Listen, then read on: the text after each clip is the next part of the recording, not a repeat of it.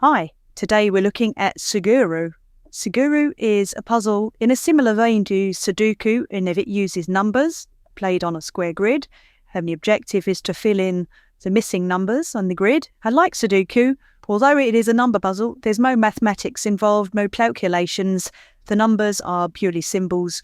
We could replace them with letters or even colours, although that would be quite difficult, or any other kind of symbol. But numbers are a nice simple symbol that everybody understands and recognises, so that's what we use. This is an introductory tutorial, so we're playing a one-star puzzle here, a very simple, easy grid to get started with, to see some of the concepts and the objectives and how you go about solving a grid like this. As you can see, the grid is split up slightly differently to a Sudoku.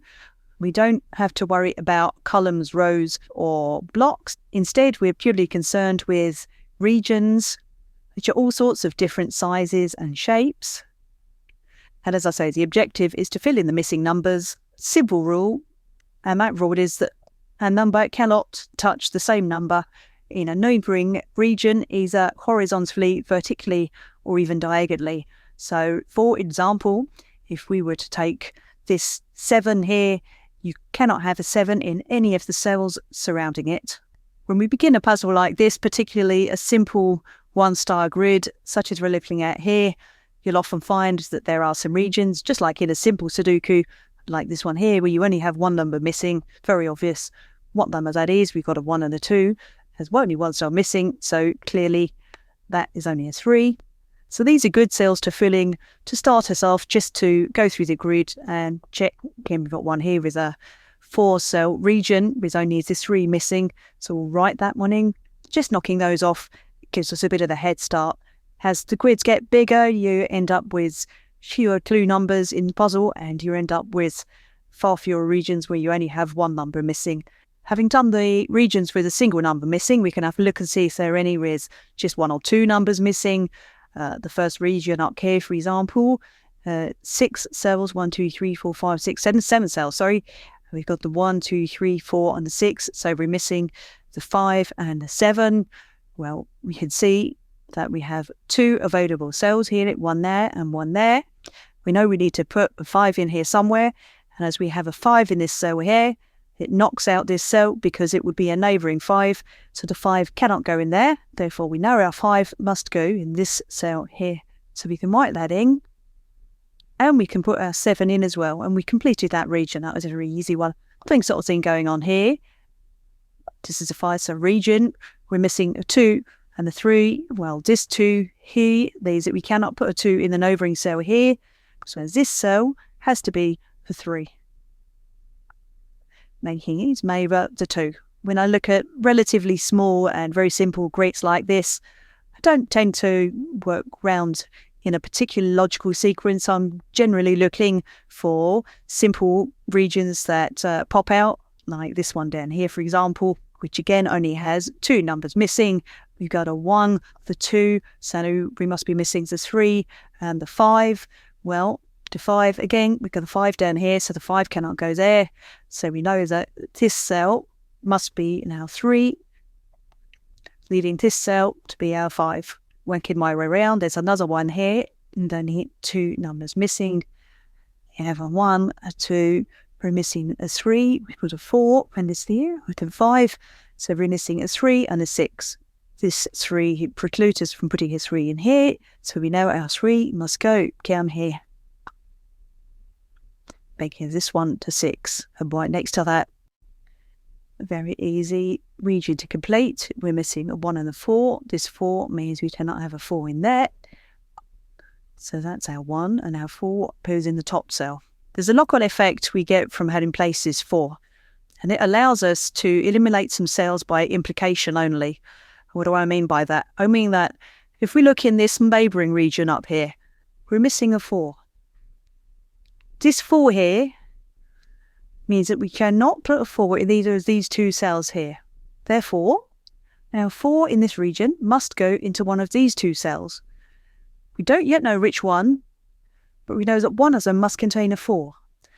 That has a further implication in that this 4 means we can put a 4 into either of these 2 cells in this region, which just leaves these 2 cells as a possible home for a 4 in this region. We know that we could have a 4 in one of these two. Either way, whichever one contains the 4, they will prevent this cell from having a 4. If the 4 goes in here, it's a neighbour, and if the 4 goes in here, it's a neighbour that way.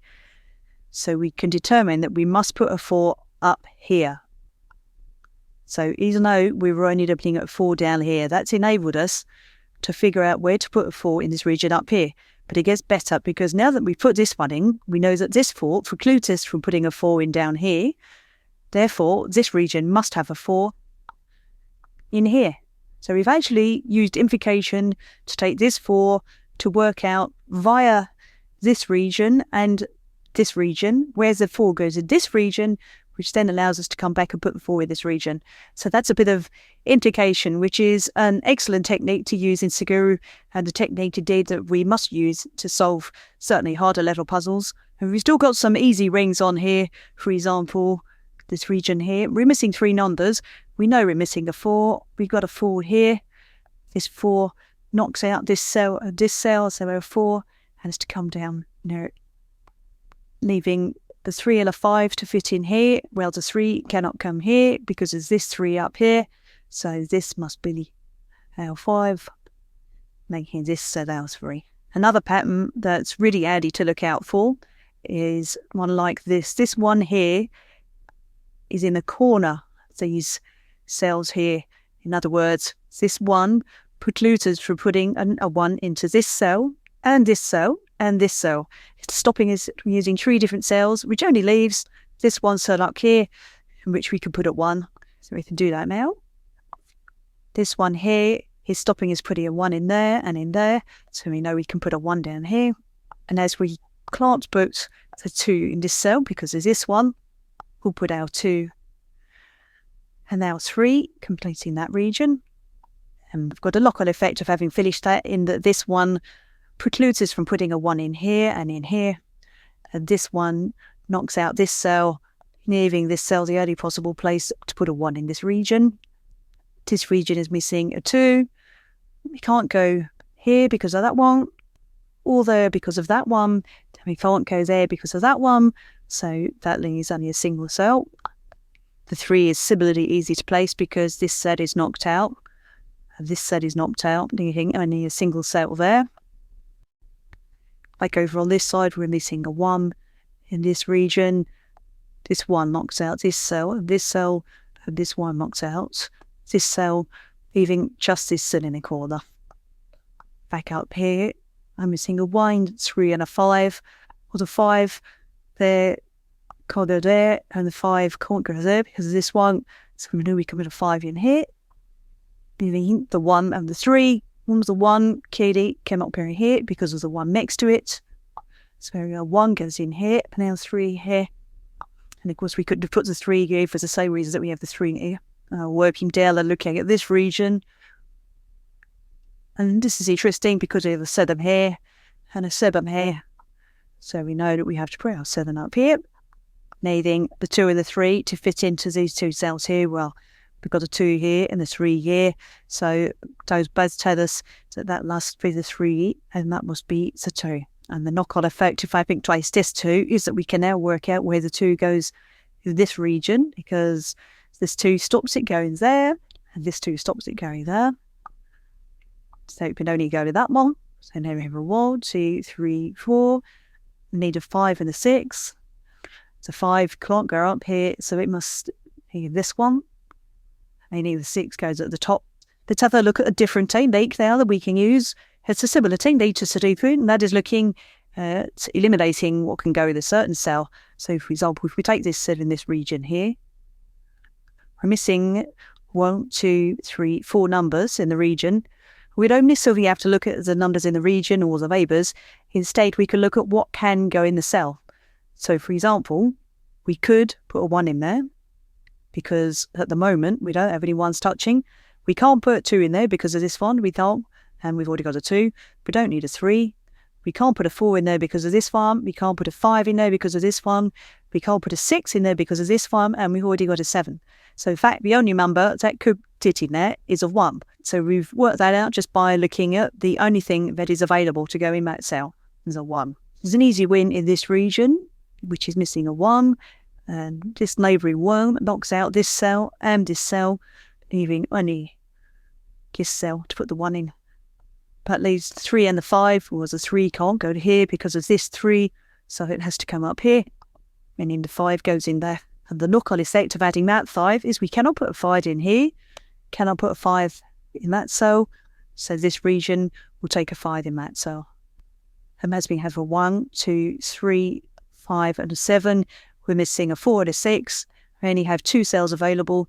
The 4 can't go in this cell because of this one, so it must come up here, leaving the 6 to go down here. As you get to the closing stages of the grid like this, you can look for areas like this where you've got very few missing numbers. So for example, we have 2 cells here, both in the same region, and all the surrounding regions are filled.